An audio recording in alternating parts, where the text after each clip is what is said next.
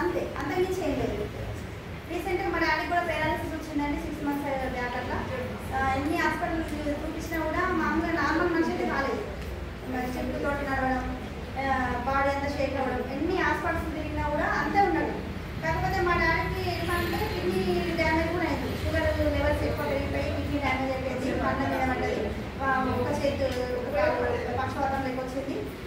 ఎన్ని హాస్పిటల్ వెళ్ళినా కూడా అమ్మ వాళ్ళు ఎంత వేసినా కూడా దూరం అన్నట్టు అయిపోయింది. నాన్న మంచి కాలేదు.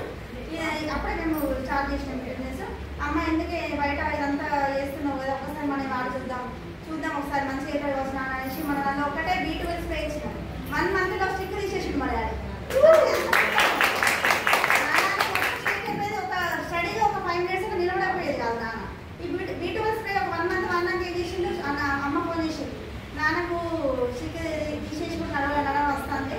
నాన్న ఇప్పుడు బయటకు వెళ్ళి సామాన్ తీసుకొస్తాను, షాప్ ఉంది కిరాణా షాప్, బయటకు వెళ్ళి ఆటోలో వెళ్ళి సామాన్ తీసుకొస్తాను, నాన్ననే తీసుకొస్తాను. మొదట నేను సప్లిమెంట్స్ వల్ల నాన్న మంచిగా అనేసి అంటే అంత ఎంత హ్యాపీనెస్ వచ్చిందంటే ఎన్ని మందులు అన్నా కూడా లక్షలు ఖర్చు పెట్టినా కూడా మంచిగా కాలేదు నాన్న.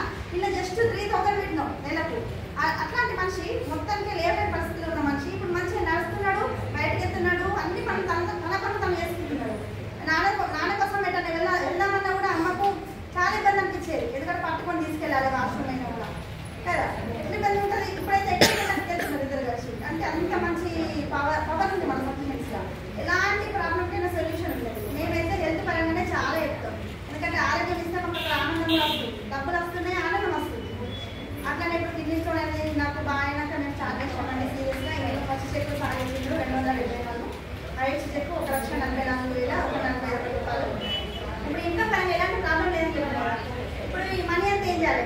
ఇప్పుడు ఈ వెస్టేజ్ అనేది నాకే నేను ఇప్పుడు లేడీస్ ఎక్కువ ఉంటారు కాబట్టి నా వెస్టేజ్ తీసుకుంటా. ఫస్ట్ చెప్పిన నేను ఇందులో సపోర్ట్ చేయాలంటే డబ్బులన్నీ నాకే,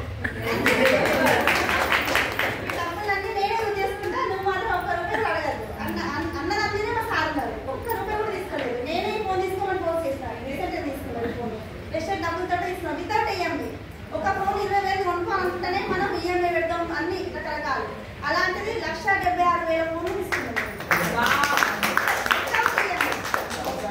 ఎలాంటి EMI లేకుండా తీసుకున్నాం. నా ఫోన్ కూడా రీసెంట్గా తీసుకున్నాం వితౌట్ EMI. అంటే ఇలాంటి చిన్న చిన్న డ్రీమ్స్ కూడా మన ఉన్న సిచ్యువేషన్లో మనం కొనుక్కోలేము. అదే మన వెస్టేజ్ ద్వారా ఏం తీసుకున్నాం ఇంకా డబ్బులు వస్తాయి కదా అనే హోప్ ఉన్నది కదా కదా. మేమైతే అక్కడ స్ట్రాంగ్గా డిసైడ్ అయినాం, చేస్తున్నాం, ఇంకా చేస్తున్నాం ఉంటాం. ఇప్పుడు యూసీడీ గోల్ పెట్టుకున్నాం, అది కూడా రీచ్ అవుతాం. లేడీస్ ఉంటారు, లేడీసే కనెక్ట్ అవుతారు. ఒక 1 month దాకా స్టార్ట్ చేసిండు. కాకపోతే అక్కడనే అయిపోయింది, అది బండి తగ్గుతలేదు ఇక. అంటే అందరూ లేడీస్ వచ్చేసిండు.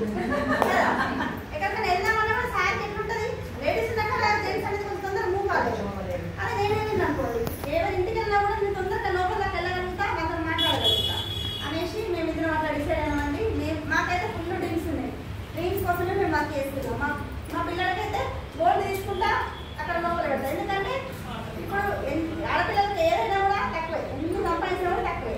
ఇప్పుడు ఎక్స్ట్రా ఇన్కమ్ కాబట్టి ఇప్పుడు గోల్డ్ తీసుకున్నాం, ఒక 3-4 తులాల దాకా గోల్డ్ తీసుకున్నాం, ఎక్స్ట్రా పైసలు ఉంటాయి. అట్లా తీసుకుంటుందంటే పిల్లలకి మనం కదా ఏ చేసిన పిల్లలకి 3 తరాల ఇన్కమ్ అంటే ఎక్కడ లేదు.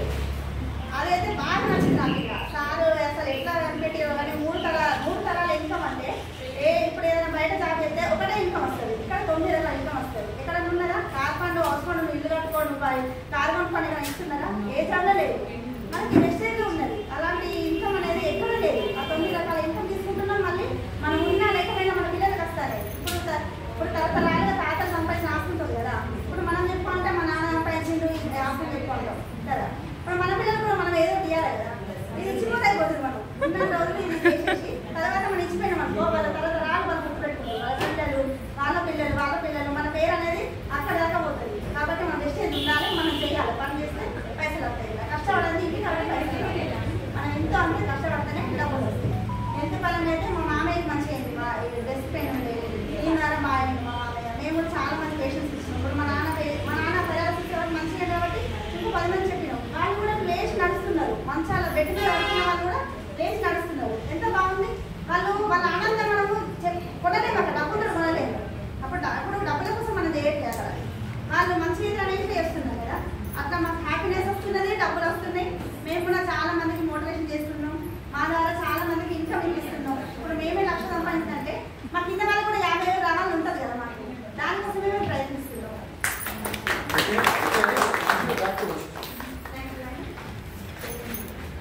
Thank you sir, thank you madam, మంచి ఇన్ఫర్మేషన్ ఇచ్చారు. మీరు ఏ